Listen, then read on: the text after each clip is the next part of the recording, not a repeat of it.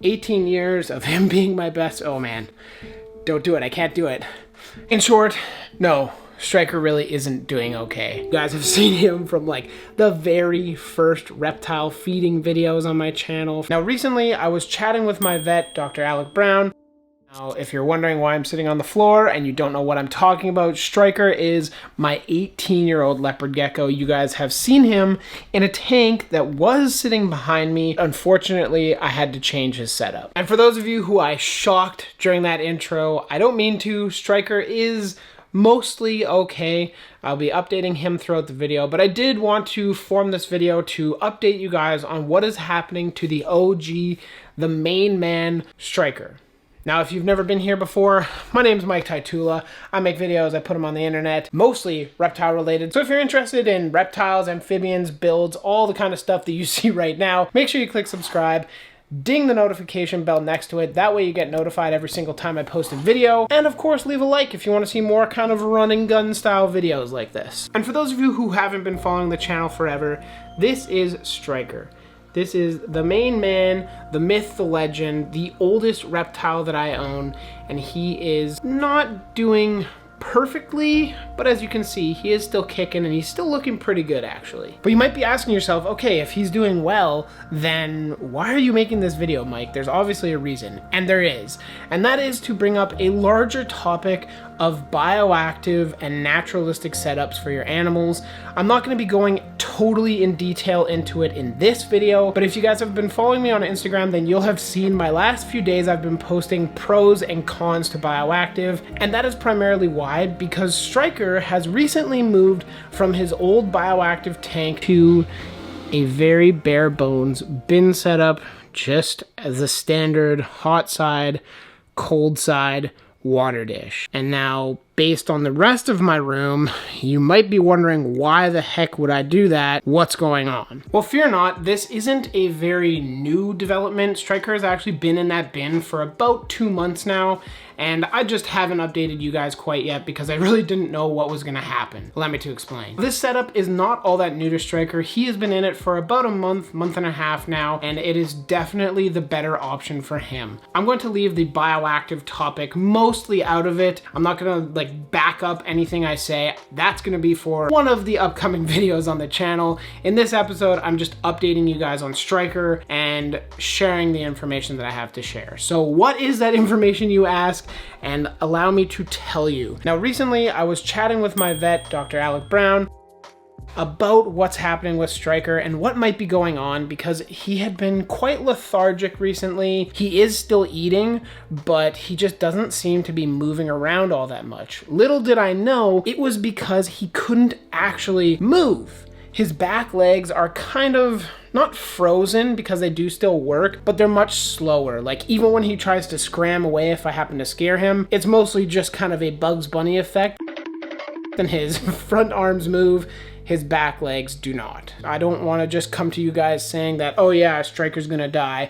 I don't think that's the case. I was talking to my vet, Dr. Alec Brown, and he had the following to say about it. In his words, he said that there could be some kidney disease leading to low calcium in the blood, but that also could lead to gout.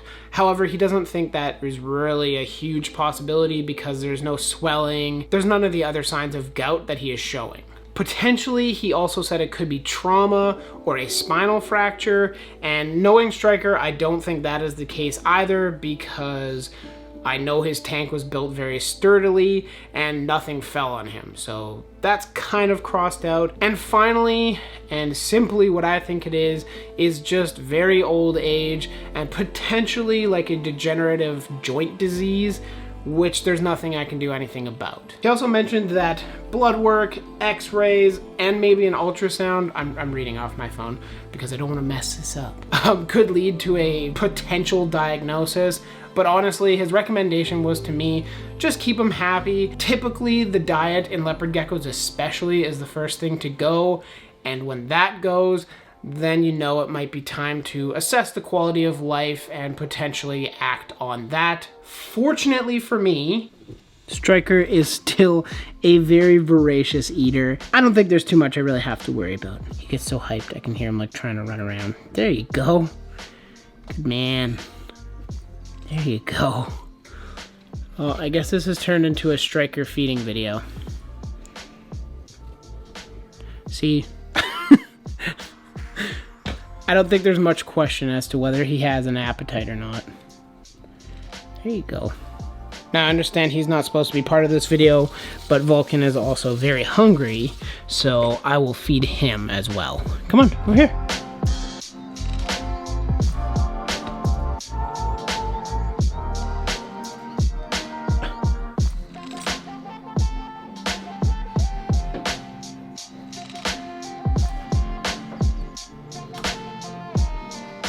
So as you guys can see, Striker is doing okay. Unfortunately for me, he's not doing as good as I would like him to be doing.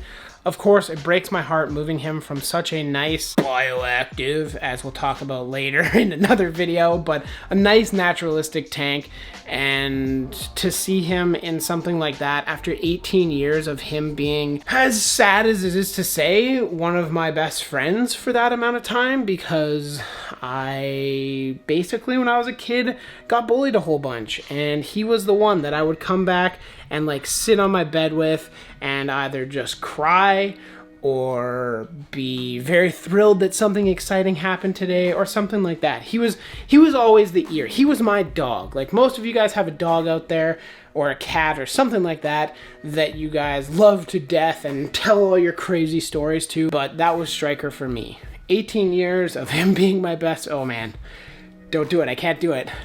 Can't do it yet. He's still here. 18 years of him being my best friend and being with me. Like, not many people in this community have had an animal in their collection for that long. Like, I challenge you guys to find somebody here on YouTube that has had an animal in their care for 18 years. 18. I was 8, I believe, when I got him. Brie and I have built this incredible reptile room.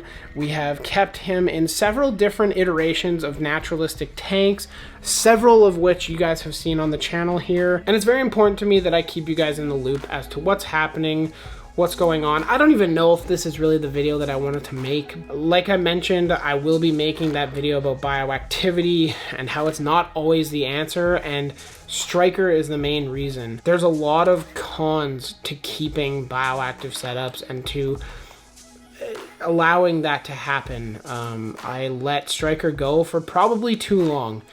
He lost a good amount of weight.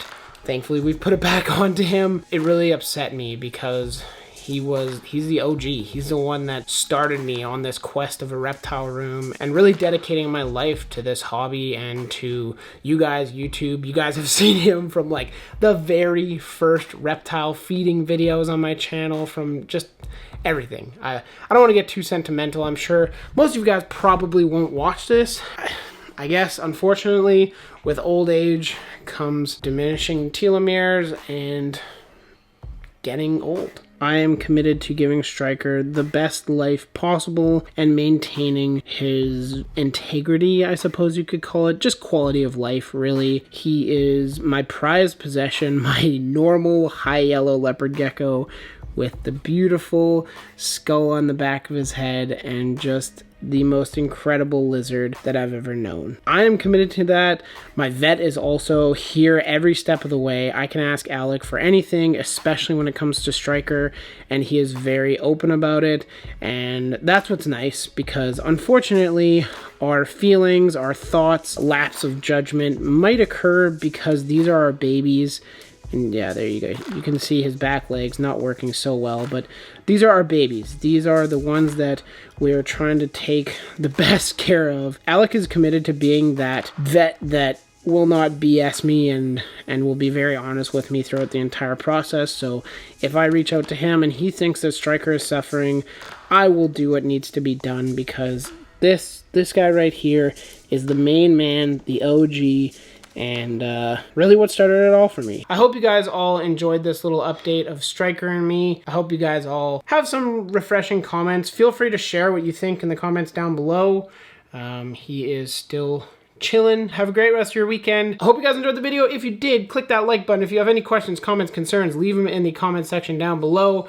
If you guys want to watch more of this kind of stuff, you can catch Striker and I on the channel. We have plenty of videos, and we'll catch you in the next one. Later. Bonk. Okay, that didn't really work, but catch you later, guys. Headbutt.